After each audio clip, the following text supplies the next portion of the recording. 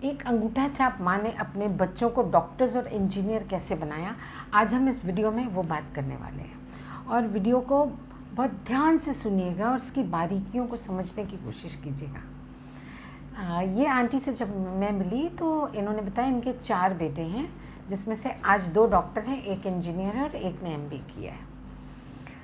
तो आज ये तो बहुत आलीशान तरीके से रह रही हैं। मैंने कहा जब आपके बच्चे छोटे थे तब आप कैसे करते थे? आप खुद पढ़ाते थे, ट्यूशन्स भेजते थे? तो उन्होंने बोला मैं खुद तो पढ़ा ही नहीं सकती, क्योंकि मैं तो कभी स्कूल गई नहीं, मैं तो अपनी सिग्नेचर भी नहीं कर सकती, मैं तो अंगूठा छाप हूँ। और ट्यूशन तो मैं भेज ही नहीं सकती थी, क्योंकि हम अफोर्ड ही नहीं कर सकते थे, हम इतने पैसे वाले नहीं थे। हम तो चौल में रहते थे और वो चौल में एक कमरे में हम सब रहते थे, और चौल में रहने की वजह से दिन भर शोरगुल, लोगों को आना जाना लगा ही रहता था। तो फिर मैंने उनसे पूछा, फिर आपने ये सब सिचुएशन में बच्चों को इतना आगे ले जाना कैसे मैनेज किया?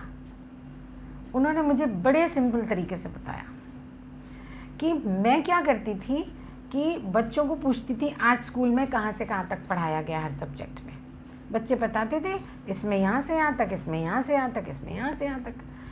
तो मैं जो है वो पेज के नंबर्स नोट कर लेती थी।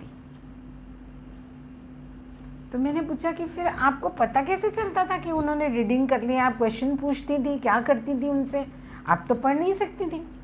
तो बोली मैं वो पेज नंबर्स नोट कर लेती थी और उनको इंस्ट्रक्शन था मेरा कि जितना आज पढ़ाया गया उससे 1 पेज की रीडिंग एक्स्ट्रा कर लो और क्वेश्चन आंसर कर लो और अपने सवाल बनाओ और उसके जवाब लिखो और तैयारी करो कि इसमें से तुमसे कोई भी सवाल कहीं से पूछा जाए तुम्हारे पास जवाब रेडी होना चाहिए। और बच्चों ने कर लिया, ये मुझे विश्वास उनके ऊपर पूरा था, रखना पड़ा, क्योंकि मैं जानती थी मेरे बच्चे काबिल हैं और एक दिन बहुत आगे जाएंगे, ये मेरा दृढ़ विश्वास था।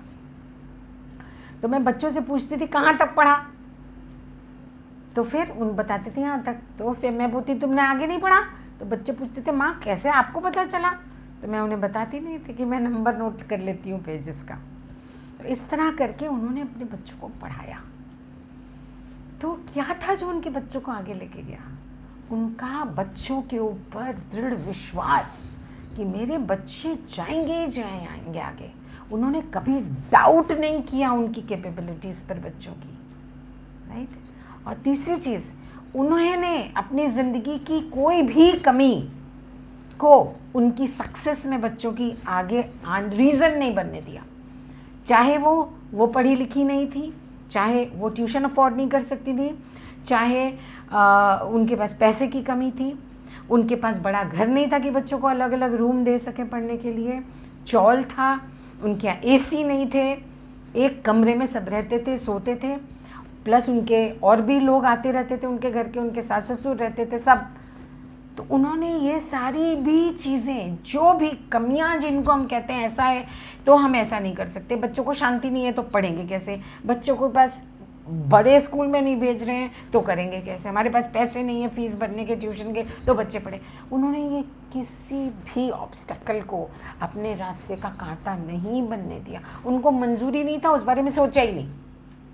घोड़े की तरह अपनी आंखों के इस तरफ पट्टा लगा के सीधे एक ही चीज़ देखी कि मेरे बच्चे आगे बढ़ रहे हैं, इनफाइनाइट पोटेंशियल है उनके अंदर, ये यूनिवर्स का लॉ है और बस आगे ही बढ़ते हैं। हमें इस तकलीफ से निकलना है, इस सिचुएशन से निकलना है, इस फाइनेंशियल क्राइसिस से निकलना है, तो यही रास्ता है मेरे पास।